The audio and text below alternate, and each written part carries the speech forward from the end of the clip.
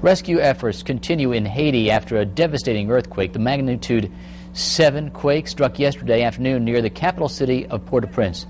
Thousands of people are homeless, and the International Red Cross says up to 3 million people are now affected by the earthquake, but officials say it's still too early to know how high the death toll will climb. Denice Healy is very familiar with Haiti. She has traveled to the country many times for missionary work, and she joins me now in the studio with more. Denice, first off, thank you very much for coming in. You were supposed to be there right now. Tell us a little bit about that. Why aren't you there? Well, I was supposed to leave this weekend for Haiti, and I've been having some back issues, so the nun that I go to Haiti with that usually escorts me into the country decided to leave and go on her own. And so she emailed me on Monday, said she got there and everything was going great, and I should be down there at this time because temperatures were in the 70s, which is very unusual for Haiti. But I have not been able to have contact with her since. Would she be in the Port-au-Prince area, do you know, or would she be more When south? she flew into the country, if the flight was canceled that she was supposed to be on because of the cold weather in Baton Rouge. So when she did arrive, they usually stay into Port-au-Prince if a plane arrives during the day.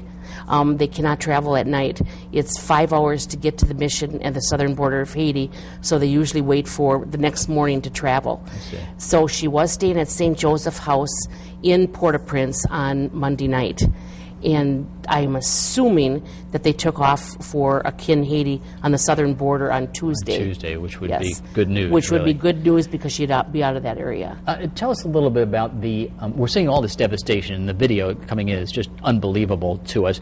And a lot of people don't realize the situation there in Haiti, and particularly Port-au-Prince. Tell us a little bit about what type of city this is when you go there in normal circumstances. What's it like?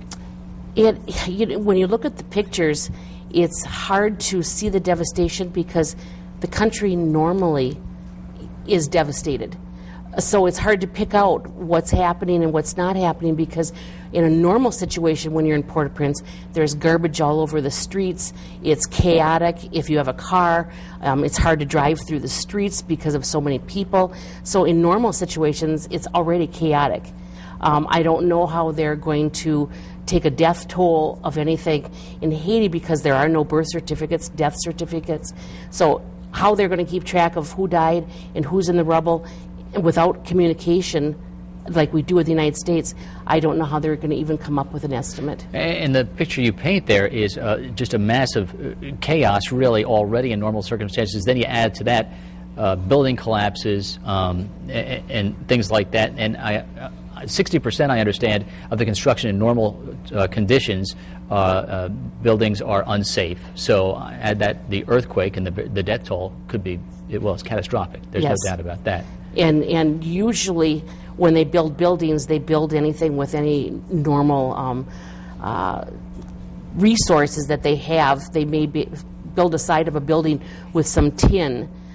They may build with some cardboard they found. Any resources they can find, that's how they build their houses. So when you look at the devastation, I think it's not too hard for an earthquake to knock down most of the structures that are already there because there is no foundations. It is not solid, good building like it is in the United States. Denice, tell us about the poverty. We can't even fathom, some of us can't fathom the poverty there, how poor people are. For instance, on the side of, the Haitian side of that island, Dominican Republic's on the other side, the mountains are bare. There's been stripped of vegetation. And you were telling me the reason for that.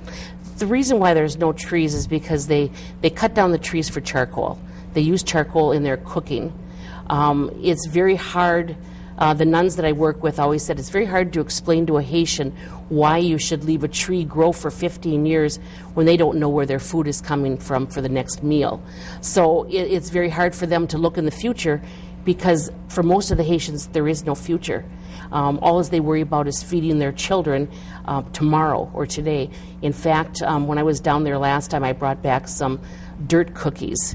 They've gotten so poor in the regions around Port-au-Prince and the other part of Haiti that they make what's called dirt cookies. And they make it with dirt, butter, oil, and salt. And they bake the cookies. And it's the consistency of the cookie is dirt. And the reason is because they need something in their stomachs.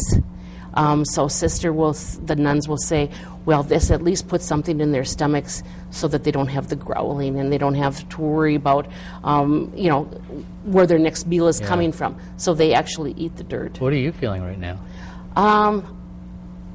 Kind of in shock. I was up most of the night. My daughter and son-in-law lived in Haiti for about a year and a half.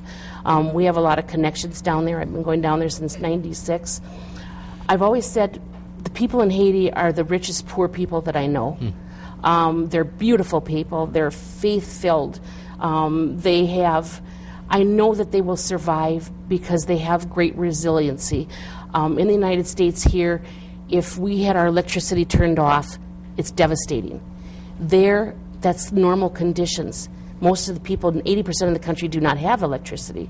So these are conditions that they're used to working with, and they're used to seeing their children die. They have more deaths than live births.